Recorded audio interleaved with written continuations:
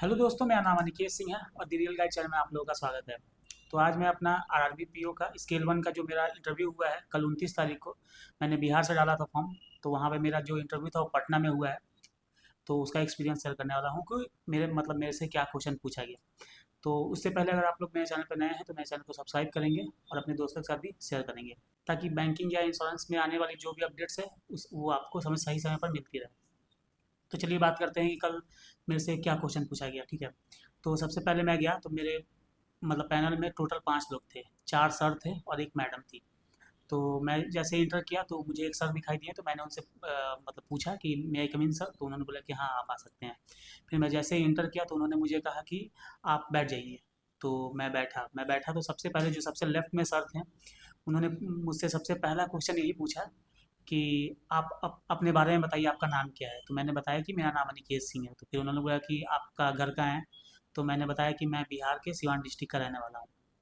तो फिर उनका कहना था कि आपने पढ़ाई कहाँ की है। तो फिर मैंने उन्हें बताया कि मैं झारखंड में से मैंने बीटेक किया है चाईबासा इंजीनियरिंग कॉलेज से इलेक्ट्रॉनिक्स में।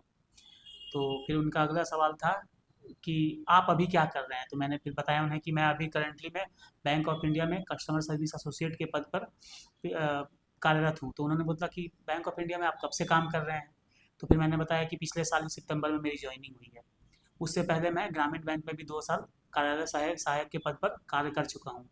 तो उन्होंने बोला कि अच्छा।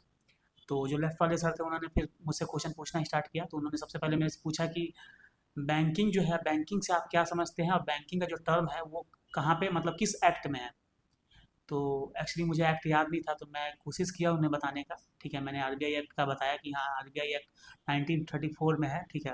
एक्चुअली मेरे को इसका एग्जैक्टली पता नहीं था, तो मैंने फिर उन्हें बोल दिया कि सर इसके बारे में मेरे को एग्जैक्टली नहीं पता है। तो उनका सबसे पहला यही था कि अरे आप बैंक में जॉब कर रहे हैं, आपको बैंकिंग के बारे में ही नहीं पता है कि बैंकिंग कहाँ है। तो अब भाई बैंकिंग तो एकदम थियोरेटिकल चीज़ हो गया और बैंक में हम लोग प्रैक्टिकली काम कर रहे हैं। अब उतना कौन से एक्ट में है बैंकिंग।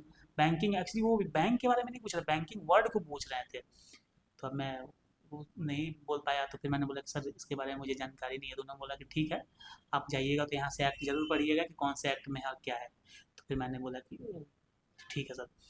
तो फिर उसके बाद उन्होंने आगे वाले सर को बोला कि सर आप पूछिए। तो फिर अगले जो सर थे उन्होंने पूछा कि अच्छा आप ग्रामीण बैंक में जॉब करते थे। हम बोला हाँ। तो उन्होंने बोला कि आपकी पोस्टिंग कहाँ पे है, तो अभी कहाँ पे है। तो मैंने बोला कि सर मेरी पोस्टिंग तो अभी छत्तीसगढ़ में है।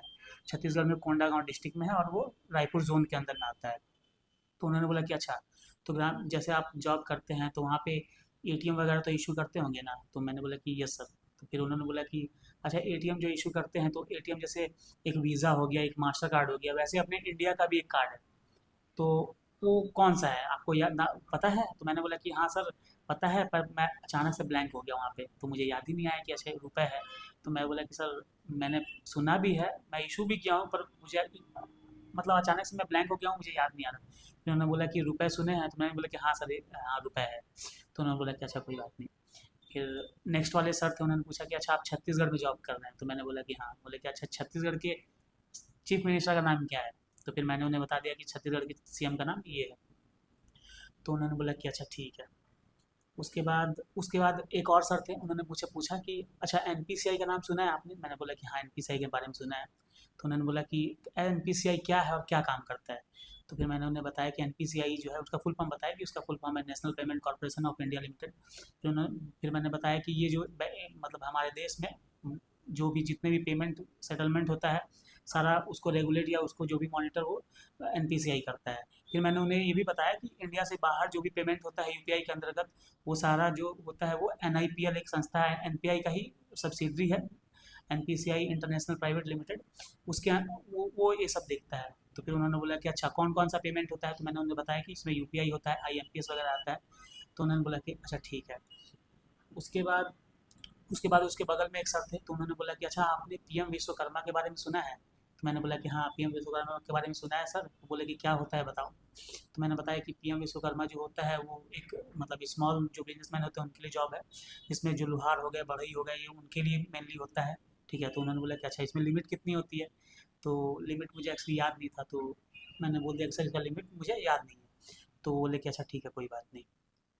उसके बाद उसके बाद एक मैडम थी। ठीक है, एक मैडम थी, उन्होंने मुझे मुझसे पूछा कि अच्छा आप आरआरबी के बारे में आए हैं तो आप बताइए कि आरआरबी का स्थापना कब हुआ था। तो फिर मैंने उन्हें बताया कि आरआरबी का जो स्थापना है वो 1975 में हुआ था और आरआरबी का जो एक्ट आया था 1976 में आया था। फिर वो मैडम मुझसे बोली, एक साथ ही पूछी 4-5 क्वेश्चन नाबार्ड के बारे में। बोली कि पहले आप बताइए नाबार्ड का फुल फॉर्म क्या है, नाबार्ड की स्थापना कब हुई थी और नाबार्ड का हेड क्वार्टर कब कहाँ है। तो फिर मैंने उन्हें बताया कि नाबार्ड का full form national board of agriculture and rural development है। नाबार्ड की स्थापना 1986 में हुई, 1982 में हुई थी और इसका जो एक्ट है 1981 में आया था और इसका जो हेड क्वार्टर है वो मुंबई में है। तो फिर उन्होंने बोला कि अच्छा ठीक है। फिर उस उनके बगल में एक और सर थे, ठीक है, वो मेरे को पूछे कि अच्छा आपने सीसी सुना है, सीसी। तो मैंने बोला कि हाँ सर, कैश क्रेडिट बोलते हैं। बोलते सीसी क्या होता है। तो मैंने बोला कि सर जो बिजनेसमैन होते हैं उन्हें जो वर्किंग कैपिटल का जरूरत होता है तो उन्हें हम लोग सीसी देते हैं।